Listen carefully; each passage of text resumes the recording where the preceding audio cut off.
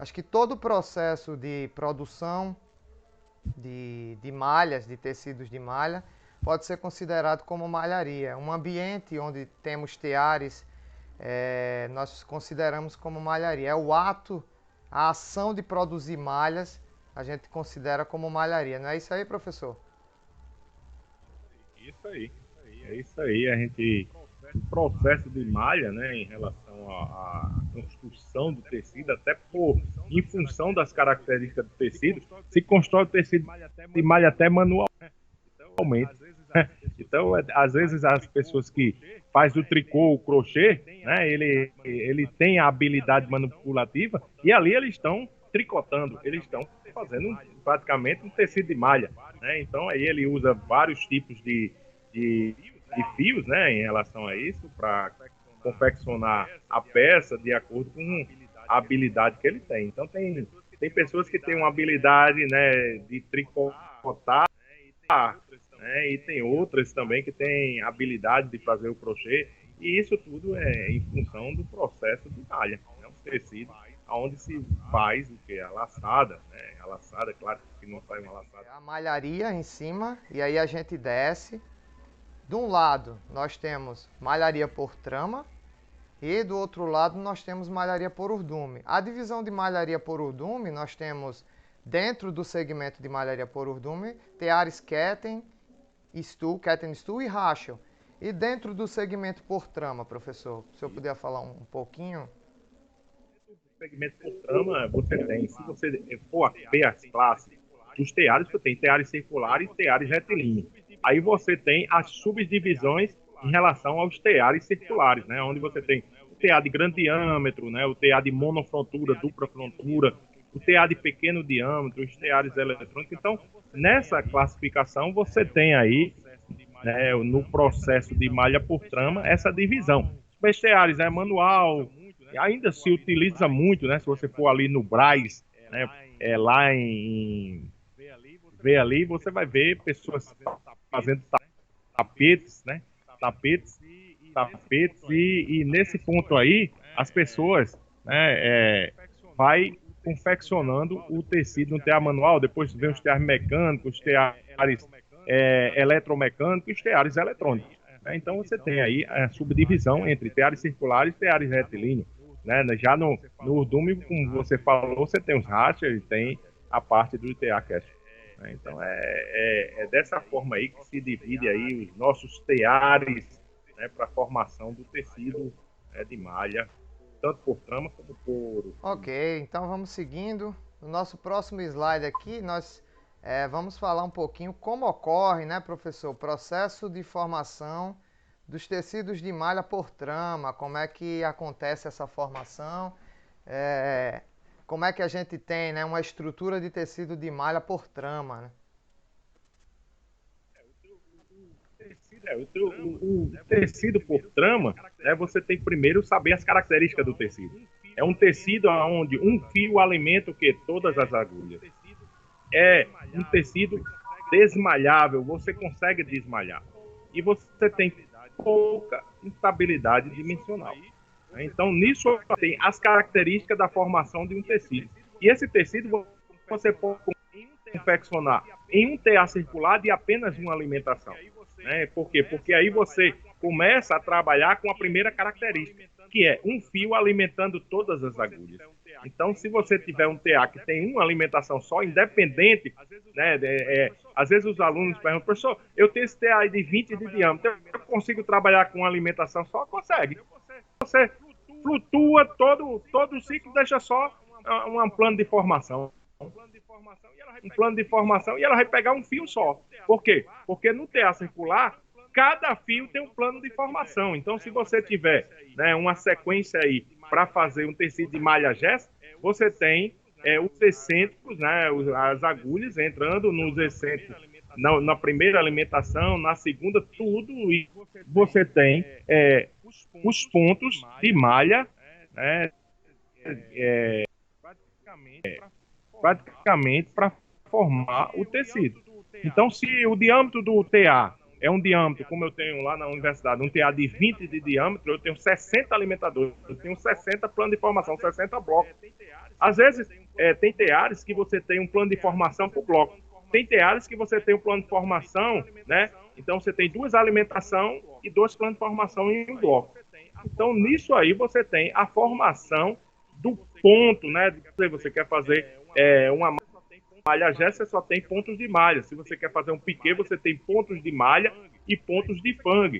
Aí, se você quiser fazer outras estruturas, você faz a distribuição, né, dos excêntricos e das agulhas, como a gente tem. Né? Então, você tem aí as agulhas, né? Então as agulhas em si tem o mesmo tamanho, o que muda é o quê? A posição do pé que entra nos excêntricos.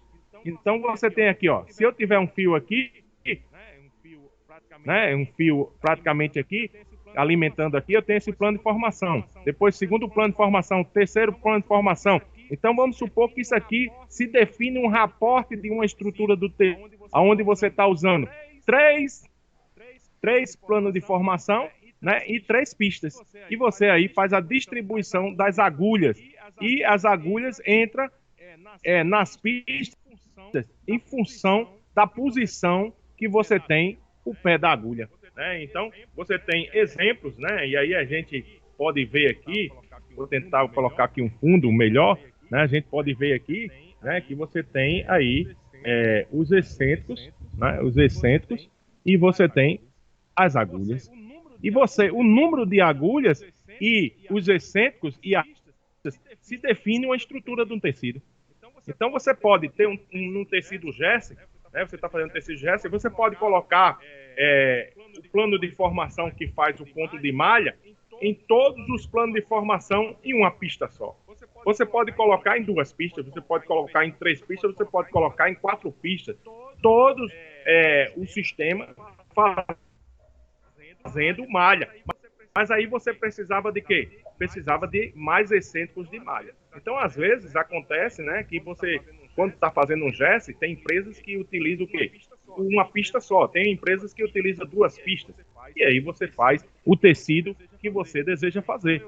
Né? Então, eu mostro sempre aos alunos que você pode ter o raporte e fazer a distribuição dos excêntricos das agulhas. Você pode ter as agulhas, né, em relação aí, você pode ter as agulhas e os excêntricos e desenhar o raporte. Então, uma aula, né, que sempre a gente demonstra e o aluno pode criar. Né? E às vezes às vezes ele pergunta, professor, eu consigo confeccionar este tecido? Eu disse, vamos ver aqui. Aí às vezes o aluno coloca, né, no plano de formação fang. E aí, em relação, você tem aí não um descarregamento desses pontos carregados. Aí você não consegue. Você não consegue praticamente acumular na agulha 1, 2, 3, 4 fios. Quando ela chegar ao limite da agulha, esse fio vai sair. Então, sendo pontos carregados, tem que ter ponto de malha para descarregar. Da mesma forma, quando você está utilizando flutuante, se você ficar no flutuante, você vai fazer uma falha no tecido. Então, tem que haver uma intercalação nessa distribuição dos excêntricos das agulhas de acordo com a estrutura que você deseja, né, confeccionar. Valeu, professor. Então, vamos... Então, dessa forma aí que a gente... então, vamos seguindo. Agora vamos falar sobre a formação dos tecidos de malha por urdume, que ocorre exatamente ao contrário da formação dos tecidos de malha por trama, né? Aqui, como vocês podem ver na imagem, nós temos a formação do tecido ocorrendo no sentido vertical e cada fio, ou pelo menos um fio, alimenta cada agulha do TA. Então você tem um jogo de urdume, por exemplo, se você pegar um TA Ketten, TA Ketten Stu, você tem com 2 barras, vamos supor, você tem um jogo de urdume, o fio sai do urdume, uma determinada quantidade de fios, faz um percurso por cilindros ou separador, é opcional, se você quiser você pode usar separador, e aí esse fio chega até os elementos formadores de malha e a formação ocorre no sentido do urdume. Do jeito que o fio sai do carretel, ele desce e ocorre a formação na parte de elementos formadores de malha do TA. Então a formação dos tecidos de malha por urdume acontece dessa forma, enquanto por trama acontece no sentido horizontal, com um fio alimentando todas as agulhas, como o professor já falou, na formação dos tecidos de malha por urdume, exatamente ao contrário. Você precisa de vários fios posicionados paralelamente e essa alimentação ocorre fio a fio em cada agulha, pelo menos um fio, né? Então, em malharia por urdume, a formação ocorre dessa forma. Vamos seguindo então, professor, para o próximo slide, onde o senhor vai falar um pouquinho... Pode dizer, Rodrigo, o diatrama tem característica, né? A característica em relação a que um fio alimenta todas as agulhas. Já no urdimento já é o contrário. Cada fio alimenta uma agulha diferente, né? E ela é indesmalhável, porque tem praticamente você tem uma interligação entre as agulhas adjacentes, né? A cada subida se tem uma ligação que aí você tem as estruturas por urdume. E é por isso que dá uma coisa chamada uma boa estabilidade dimensional. A gente vai falar um pouquinho das características no slide a seguir, mas aí agora eu queria que o senhor falasse um pouco sobre os tipos de teares que o senhor mencionou anteriormente, que aqui nós temos, acho que um TA de pequeno diâmetro, um TA retilíneo e um TA circular de grande diâmetro, não é isso? Então, queria que o senhor falasse um pouquinho desses três tipos de teares aí, como eles trabalham, né, para o pessoal entender. A gente pode começar a definir, né, o TA circular. O TA circular, né, em relação a isso, ele tem um TA de monofrontura e o TA de dupla frontura. Então, se a gente começar a observar, a gente vai observar que quando a gente está de frente a um TA, né, de mono e dupla frontura, se você olhar de longe, aí você olha, parece o mesmo TA, né, se for da mesma TA. Mas quando você se aproxima do TA, você vê que o TA de monofrontura, você com o som do tecido, você consegue visualizar o tricotamento, a subida e descida das agulhas que estão aonde? No cilindro. E aí ele começa a fazer um tecido ao qual de corte que você predeterminou. Quando você já chega próximo a um TA de dupla frontura, né, você não tem a visibilidade do tecido. Por quê? Porque está trabalhando agulhas no cilindro, agulhas no disco. Então ali há um tricotamento, né, entre as agulhas. Então nesse processo aí você não vai visualizar como você visualiza num TA de monofrontura, né? Então esses TAs circulares, né, que você divide na monofrontura e na dupla frontura, ele pode ser de grande diâmetro, né? Pode ter um TA de grande diâmetro, aonde, de acordo com o aumento do diâmetro, você está aumentando a largura deste tecido e também entra aí uma coisa chamada galga, com a quantidade de agulhas por polegadas, né? Porque você pode ter ali a finura da máquina, né, que chama, pode finura, pode chamar galga, e em relação à diferença entre uma agulha e outra, o passo, né? Então você tem um passo de uma para outra. E nesse ponto aí você tem o quê? Se eu tenho uma galga, né, muito maior, eu tenho, vamos dar um exemplo, 30 agulhas por polegadas, né? Eu trabalho com um determinado título de fio. Às vezes tem pessoas, né, que não têm conhecimento, aí acha que todo fio, né, eu posso colocar em qualquer máquina. E não é assim. Tem uma correlação entre a finura da máquina, a galga da máquina, o número de agulhas em relação ao seu diâmetro e também a titulação do fio. Por quê? Porque em TA de monofrontura e dupla frontura, você faz diversas estruturas. E se você não souber praticamente chegar e definir esse título do fio adequado para aquele TA, você pode trazer o quê? Quebra da agulha, você pode trazer defeito nos tecidos, né? E nesse ponto aí você vai ocasionar, né, nesse tecido uma má qualidade. Então tem que haver sempre essa preocupação, né, em relação ao que você está definindo entre quantas agulhas por polegadas e em relação ao título do fio. Aí você entra também com uma coisa chamada a laçada, que ela é primordial. A laçada ela é primordial.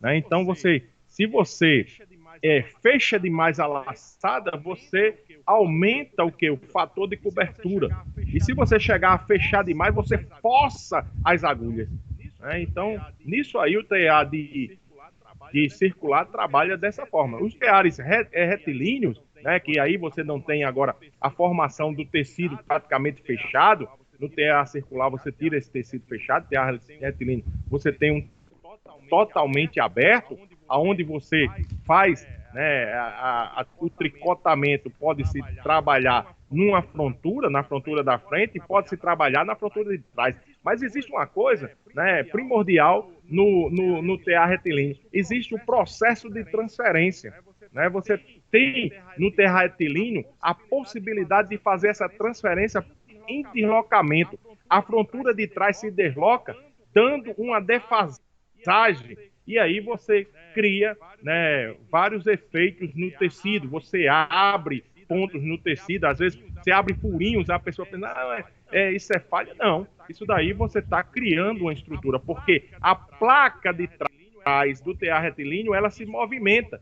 Isso não acontece no TA circular, né? No TA circular você tem o cilindro e o disco, então eles estão girando, né, ao mesmo tempo, e os blocos parados e ali fazendo o tricotamento. Então, essa diferença é de grande importância quando a gente está ministrando e mostrando para o aluno, né, o processo da formação do tecido de malha em um TA circular e um TA retilíneo, né? Tem os teares agora, né, eletrônicos, né, teares especiais. Então, nós temos na nossa universidade um TA da Lonat, né, que é um TA circular de formação de meia com ponteira fechada. Você tem a capacidade de programar, fazer diversos tipos de meia, né? Você pode fazer uma meia cano longo, cano curto, você pode fazer tamanho, até o tamanho do pé, você pode fazer a programação, leva para esse TA e sai as meias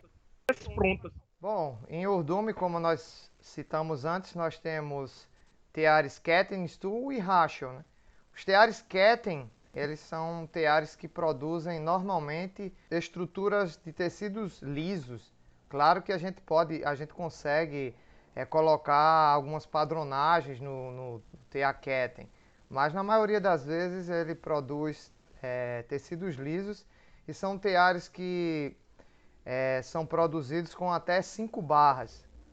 São teares que também têm característica de trabalhar com alimentação variada, né? Você pode ter um tecido, por exemplo, que em determinado ponto ele trabalha com uma alimentação e em outro ponto ele trabalha com alimentação diferente. São sequências diferentes. E, como eu falei, são teares que geralmente produzem tecidos lisos. E a formação da malha no TA Ketten acontece com 4 elementos: o bloco ou módulo de platina, agulha, módulo de guia-fios e o fechador, o shibber, módulo de shibber. Assim como nos teares circulares ou os outros tipos de teares, dependendo grande, pequeno diâmetro, como a platina ela é individual, né, no TA circular, na malharia por Urdume, a platina, por exemplo, ela vem em blocos. São blocos chumbados, onde você tem várias lâminas de platina juntas. E no TA de malharia por Urdume, por exemplo, o Ketten, como eu acabei de falar, os elementos formadores de malha são esses, e são teares que produzem tecidos mais padronizados. Já nos teares de malharia por Urdume Rachel, nós temos tecidos mais trabalhados, mais elaborados. Os teares Rachel, por exemplo, esse TA aqui, um TA Jacquard ou um TA ML, ele tem várias barras, enquanto um TA Ketten, ele é produzido com até 5 barras, um TA ML vai 46 barras, 59 barras, e aí você pode ter barras de Jacquard inclusas no TA. A barra de Jacquard tem uma particularidade que ela altera, ela faz com que o fundo do tecido tenha desenhos diferentes. Enquanto você tem um TAML com barras de desenho, barras de fundo, que produz um tecido com fundo padronizado, o TA com barras de jacá, ele produz um tecido com fundos diferentes. Mais na frente, no próximo slide, nós vamos ver um exemplo de uma peça ou de uma renda, onde nós podemos ver esse detalhe, né? Então, basicamente, os teares são esses dois. Nós temos outros teares, como multiaxial, biaxial, que são teares com características para a produção de tecidos técnicos, né, geotêxteis, teares com inserção de trama para a produção também de tela de sombreamento, banco, teares também que acabei esquecendo os teares de dupla frontura, né? Os teares racho de dupla frontura que servem para produzir, por exemplo, partes de calçados, de tênis, de esporte. Então a gente tem várias tecnologias. Hoje a gente tem teares de malharia por urdume que produz tecidos em 4D. Pra você ter uma ideia, é impressionante o alto relevo que o tecido tem, as possibilidades que você tem de produzir um tecido em 4D. Então, para você ver o quanto a gente está evoluindo, né? Hoje a parte de controle também, gerenciamento de produção dos teares de malharia por urdume tem evoluído muito. Então, a gente vê que cada dia a gente às vezes não tem nem ideia onde é que a gente vai chegar, né? Então vamos seguindo o próximo slide. Agora as características dos teares ainda, né? Mais algumas A gente vê aí características dos teares e tecidos de malha por trama, né, professor? No processo aí da característica dos teares de tecido de malha por trama, nós estamos vendo aí, né, nos slides, nós estamos vendo aí um TA que nós temos lá no nosso laboratório, TA de uma alimentação só, onde você tem 240 agulhas alimentado por um fio só, né? Então esse TA, né, ele serve para quê? Para você fazer a amostra de tecido. Antes de você levar para a fabricação de o tecido industrialmente, né, você pode fazer simulações. Você pode começar a simular esse tecido. Simular o quê? A laçada, o título do fio. E aí você vendo fator de cobertura, gramatura, densidade, né, do tecido, você tem essas características seguras para que você possa chegar num TA industrial e definir a laçada certa de acordo com a finura da máquina, né, de acordo com praticamente o número de agulhas que você quer, né, para definir a largura deste tecido. Em todos os teares de malha por trama, nós temos o que? As gaiolas, né? Então, às vezes você chega a ter uma gaiola de um lado e do outro, né? Dependendo do diâmetro, você tem um maior número de fios envolvidos nesse processo. Então, nós temos aqui, ó, os alimentadores, né? Esse alimentador aqui, né, é um alimentador positivo. Por que ele é positivo? Porque ele tem, nos teares por trama, ele tem uma polia central que manda um movimento através de uma correia tangencial, né? Ela faz o tangenciamento e faz esse movimento. E aí, nesses alimentadores, né, nós temos duas sentinelas, aonde você, se o fio quebrar na entrada, a máquina para. Se o fio quebrar na saída, a máquina para. Então, consequentemente, você tem uma segurança, né? Por quê? Porque o tecido de malha por trama, né, como um fio alimenta todas as agulhas, se não houvesse essa sentinela, e aí quebrasse o fio e o TA desse um giro, esse pano cai. E aí, dependendo do número de fio, né, envolvido nesse TA, é um processo um pouco demorado para colocar esse TA em funcionamento de novo. Esses alimentadores, né, têm uma vantagem muito boa. Você tem duas correias tangencial. Essa parte aqui está mandando movimento, né, para o acumulador de fio. Então, ela está fazendo a alimentação. Então, você pode, antes de produzir um tecido, né, você pode definir um tecido em relação. Eu produzo um tecido com a laçada e aí eu vou fazer outra produção de outro tecido com outra laçada. O que é que eu faço? Levanto só nos carrinhos, né? Ou aqui, ó, e levanto essa parte para cima. Quando eu levanto, o movimento agora foi para essa correia. Essa aqui, ó, fica praticamente sem função. né? O movimento quem está mandando é a correia de cima. Então você pode preparar a máquina para fazer com duas gramaturas diferentes, né? Fator de cobertura diferente. Então você vai fazer o quê? Uma quantidade de tecido. Vamos supor que eu vou fazer aí 100 quilos de um tecido, né? Então eu faço esse tecido. Terminou, eu vou fazer 100 quilos do outro tecido com outra laçada. Só vou nos alimentadores e coloco para cima. E aí você pode também ter o quê? O alimentador com 3 correias, né? Então você pode o quê? Ter um TA onde você tem 3 correias. Aí você monta todo o processo para a formação do tecido, aonde você tem a primeira a segunda com outra, a terceira com outra. Então você faz a primeira produção, a segunda produção, a terceira produção. Então o movimento está aqui. Quando eu quero tirar, eu coloco aqui, ó, fica todos livres, ó. Não movimenta o acumulador de fio. Quando eu quiser a de cima, coloquei aqui, ó, quem está movimentando é a de cima, as outras estão paradas. Então, isso daí, né, facilita um pouco a produção quando você tem na empresa a possibilidade de você trabalhar a formação de um tecido por trama com laçadas diferentes. Então você prepara essa máquina, né, para ela fazer essas 3 produções com laçadas diferentes. Você tem no TA o número de agulhas, a galga fixa, mas você pode ter o quê? A variação da laçada, que vai variar a densidade do tecido, que vai variar fator de cobertura e também vai variar, né, a gramatura deste tecido. Se a gente, né, eu tenho aqui algumas amostras de tecido, então um tecido Jéssica aqui, né, então esse tecido aqui feito numa galga de máquina, onde você tem uma galga, né, muito menor. Você tem aqui, se eu comparar aqui, eu vou ter aqui 5 agulhas por polegada.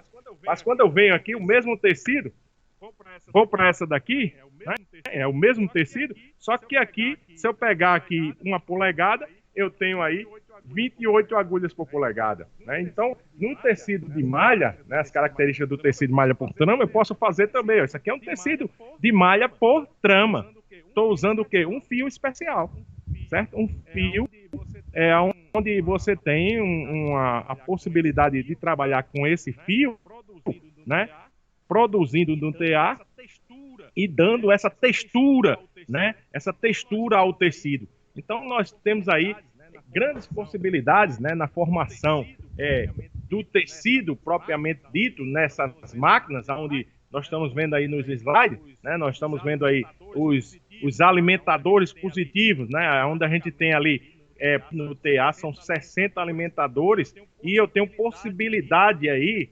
de trabalhar com 2 laçadas diferentes. E aí a gente aproveita e agradece a ANS, que fez a doação aí das correias, né? Fez a doação das correias, né, para o nosso laboratório de malharia. Por isso que a ANS está aqui, ó. A ANS, né, está aqui ao nosso lado aqui, nos dando suporte, né? Nos dando suporte e nos ajudando quando a gente precisa para melhorar aí as nossas aulas. Então, no processo da formação do tecido de malha por trama, se dá dessa forma nesses teares. Aí tentei aí fazer um resumo aí. Aqui eu vou falar um pouquinho sobre as características dos teares de tecido de malha por urdume, né? Vamos falar um pouquinho sobre ligamentos, né? Os ligamentos básicos, que são o desenho das estruturas dos tecidos de malha por urdume, como eles são representados. E aqui nós temos, por exemplo, no TA Ketting Stool, você pode trabalhar com várias possibilidades de ligamentos. Deixa eu tentar explicar melhor um pouco essa parte de ligamento. Ligamento é a definição que você dá à máquina. Isso pode ser eletronicamente. Hoje a maioria do que vem sendo feito, eu acho que 100% do que vem sendo feito são servomotores que mandam a informação para que a barra da máquina faça um movimento pré-determinado para que assim seja formada a estrutura do tecido. Isso também pode ser formado, essa estrutura também com disco, também tinha sistema de agregado e corrente de manjões. Aqui, por exemplo, nós temos uma estrutura com 3 barras. Uma das barras com a cor preta, por exemplo, aqui nós temos o ligamento tricô. Esse é um tecido blocket. Na barra de trás, aqui está sendo produzido, por exemplo, num TA Ketten com 3 barras. Na terceira barra, olhando para a máquina, você tem uma sequência. Na barra de trás, você tem o ligamento tricô. Na barra que fica no meio, que seria GB2, você tem um ligamento, que é um movimento de entrega do fio, com salto aqui de 4 agulhas, chamado shoes. Eu tenho até um vídeo que eu falo sobre isso. Tem um vídeo de demonstração de análise técnica desse ligamento. E aqui você tem um shoes na segunda barra. E na barra da frente, na GB1, você tem um franze aberto. A junção desses 3 ligamentos, e aqui você tem a representação gráfica, forma o tecido. Então, se alguém te passa, por exemplo, um desenho desse, você tem que transferir esse desenho para a máquina e fazer com que cada barra programada, seja eletronicamente ou com discos de desenho ou com manjões, correntes, reproduza esses ligamentos para que aí você tenha a estrutura do tecido formada. É assim que nós fazemos a parte de inserção de desenhos, de troca de artigos. Então, a gente pega o tecido, se for solicitado uma análise do tecido, a gente faz a análise do tecido, verifica qual ligamento que a gente tem naquele tecido, como é formada aquela estrutura, e aí, tirando esse desenho do tecido, nós colocamos no papel pontilhado. Isso pode ser feito também com um microscópio ou com a lupa pequena. Fazemos essa análise e a partir daí nós determinamos qual sistema vai ser usado, dependendo do TA que você tem na sua empresa ou sei lá, o TA que você está usando naquele momento. Aqui do outro lado a gente tem uma estrutura de tecido feita em TA racha, que tem característica, geralmente, dos teares mais simples, por exemplo, de 4 barras, de produção de ligamentos nas GB1 e GB2, normalmente se produz franze, e na GB3 e GB4, normalmente nós temos a produção de ligamentos shoes.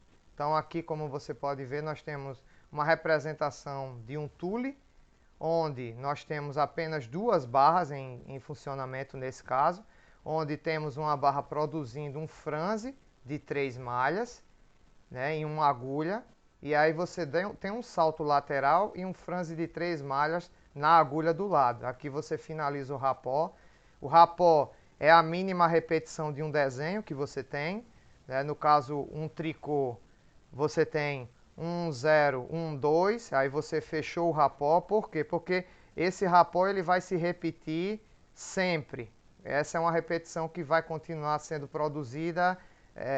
Queira produzir o tecido, você vai ter sempre a mesma repetição. A não ser que tenha um sequenciamento, como eu falei antes. Se você faz um sequenciamento, por exemplo, de 6 malhas de tricô, e aí você tem um outro sequenciamento com tuche ou com outro ligamento qualquer, aí você vai ter essa variação.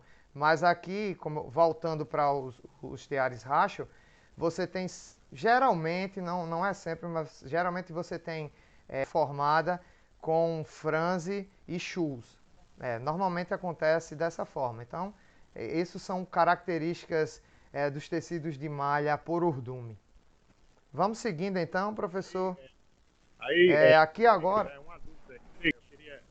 Eu queria você explicar para os alunos, quando você tem aí, você está trabalhando na máquina Ketten, você tem aí 3 barras, né, na formação de um tecido.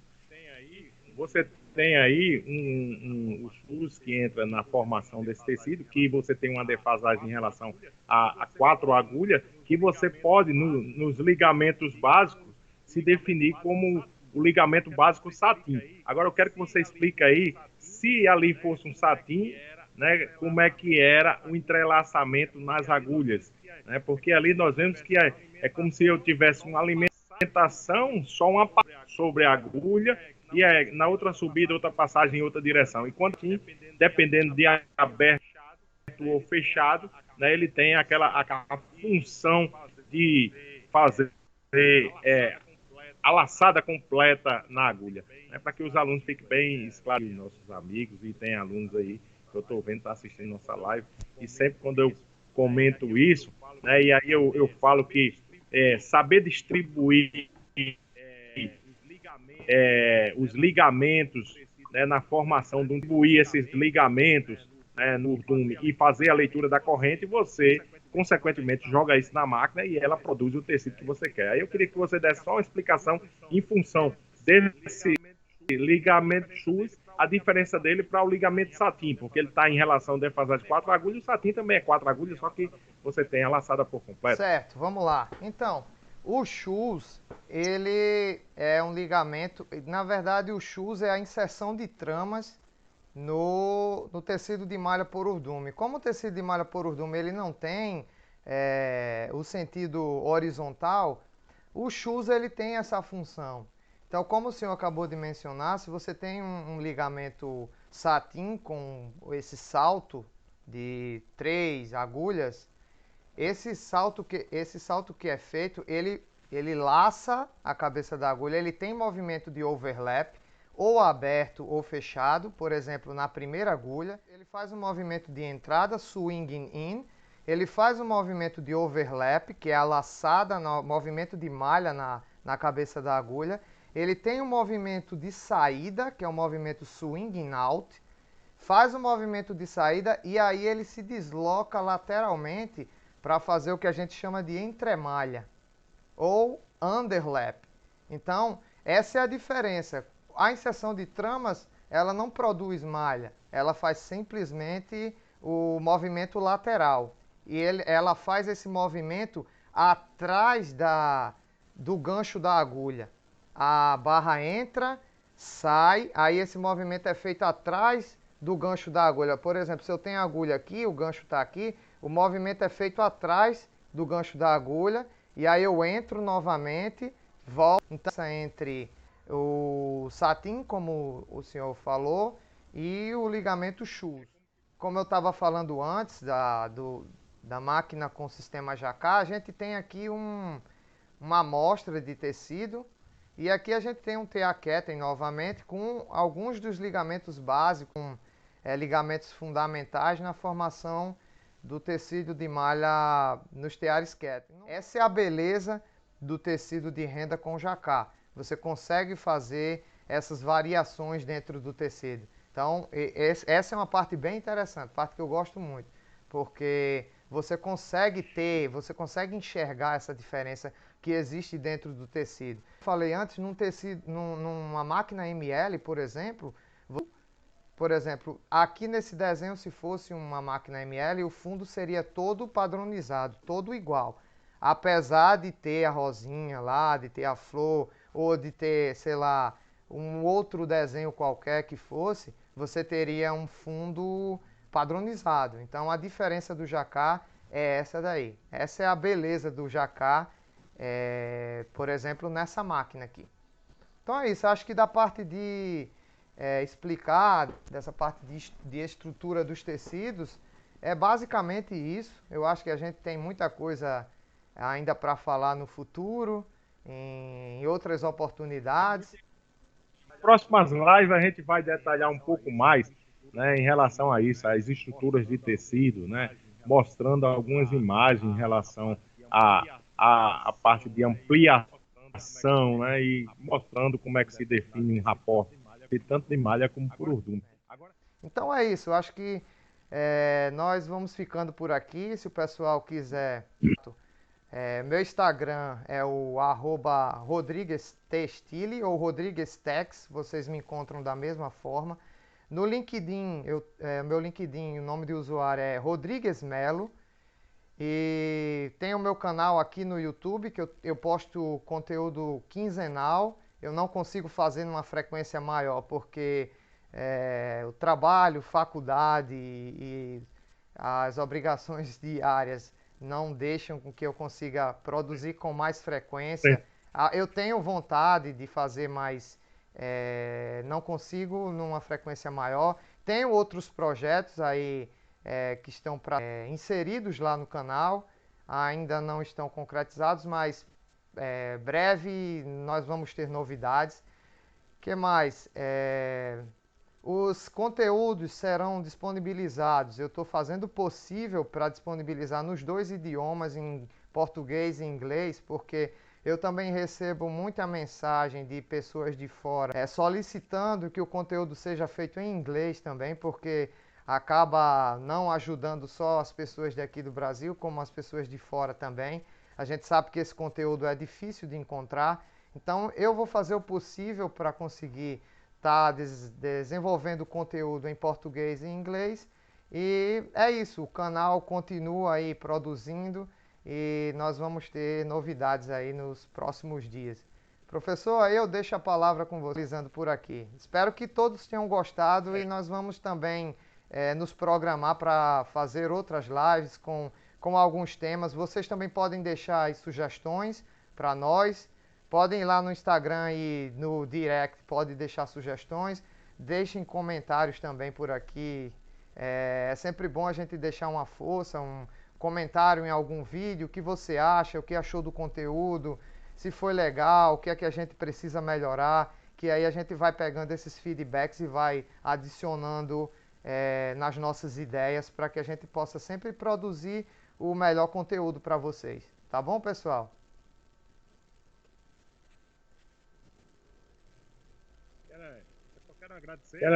Eu só quero agradecer, né, a oportunidade, né, que a gente teve aí, né, de fazer essa live, a primeira live.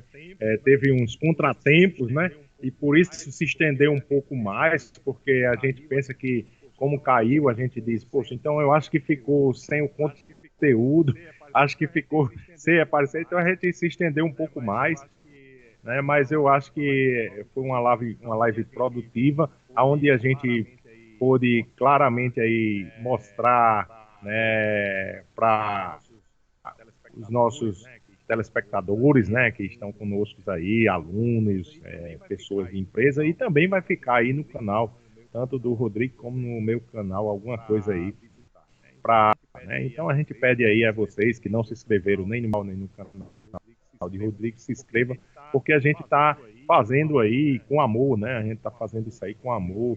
A gente praticamente não está ganhando nada em relação, está só gastando, é gasto. Mas a gente faz porque, como disse, é um conteúdo que a gente não encontra fácil, né? A gente não encontra fácil. Eu digo a você que quando eu fiz engenharia têxtil, o professor usava como agulha prego. Olha, aqui é uma agulha, um prego era uma agulha, entendeu? E praticamente a gente tinha que imaginar o que é que acontecia. E hoje, né, esses conteúdos que a gente está colocando aí no nosso canal, dando o entendimento, né, das pessoas, até pessoas, né, eu conheci aí pessoas que trabalham aí há bastante tempo na malharia, né, e diz, olha, professor, eu praticamente trabalhava, mas não sabia realizar a distribuição dos excedentes das agulhas com o senhor e tal. Então isso nos deixa feliz, né? Então eu tenho só agradecer a você, Rodrigues, né, a oportunidade que foi nos dada, da gente, nosso primeiro encontro, a primeira live, né? E a gente vai ter outras lives aí, em outros assuntos, como você disse, né? Uns assuntos mais voltados ao processo de produção, né? Os custos que se tem no processo de produção. A gente vai fazer uma live aí. Essa live foi só uma live introdutória, onde a gente mostrou aí os processos fundamentais, os conceitos, né, fundamentais no processo tanto de malha por trama, né, como malha por dume. E eu creio que isso aí, né, nos deixa feliz e nos deixa um pouco cada vez mais orgulhoso em relação à nossa função que nós temos, tanto você na sua empresa, como também eu na Universidade Federal do Rio Grande do Norte como professor, né, e digo às pessoas que vão ver e esses que estão nos acompanhando, né, que qualquer dúvida, como você disse, qualquer sugestão, nós estamos aí à disposição, tanto no canal do YouTube, como também nas plataformas do Instagram e do Facebook, né? É fácil de encontrar. Bota aí meu nome, Marcos Aquino, né? Que você encontra lá no Face, encontra também lá no Instagram, né? Então coloque aí, nos acompanhe, dê aquela força, né? Deixa aquele seu like, deixa aquela sua dúvida, né? E a gente praticamente tem um prazer, né, de fazer isso, não com interesses financeiros, mas com interesse no aprendizado de quem nos escuta, de quem é, perde aí um pouquinho de tempo para assistir. Rodrigo, pela iniciativa, né? Você não é professor, mas tem tudo para chegar a ser professor, né? Já deixo aí a porta aberta, né? Para fazer um mestrado futuramente conosco em nossa universidade, né? E o que você precisar deste humilde professor, né? E desse homem de Deus aqui, cristão, eu estarei à disposição para ajudar no que for necessário. É isso aí, professor. Então eu vou dar os meus agradecimentos finais, agradecer a você por, pelo convite, né? Quem sabe aí a gente pode se aproximar mais até no mestrado aí, como o senhor falou. Agradecer a todas as pessoas que ficaram com a gente até o final e todos que também não puderam ficar por alguma razão. Como o professor falou, a gente não tem fins lucrativos em relação ao conteúdo que a gente disponibiliza aqui.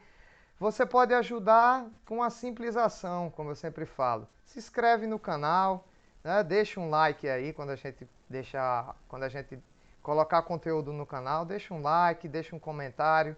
Isso ajuda muito. Então, dessa forma vocês nos motivam a continuar produzindo e a buscar conhecimentos, às vezes conhecimento que a gente não tem, a gente corre atrás, procura e desenvolve conteúdo, material em cima disso, né?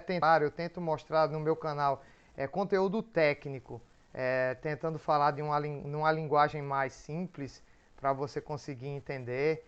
Então, é isso. De uma forma simples vocês podem nos ajudar se inscrevendo no canal. E é isso. Quero agradecer a cada um que ficou conosco na live. Nós vamos deixar disponível aqui nos canais. Então, quem perdeu por alguma razão ou por conta dessas quedas que nós tivemos ou problemas técnicos, é só voltar lá no canal, né, aqui no canal no caso, e dar uma conferida nas partes que você perdeu, que vai estar tudo aqui disponível para você. Tá bom, pessoal? Eu agradeço.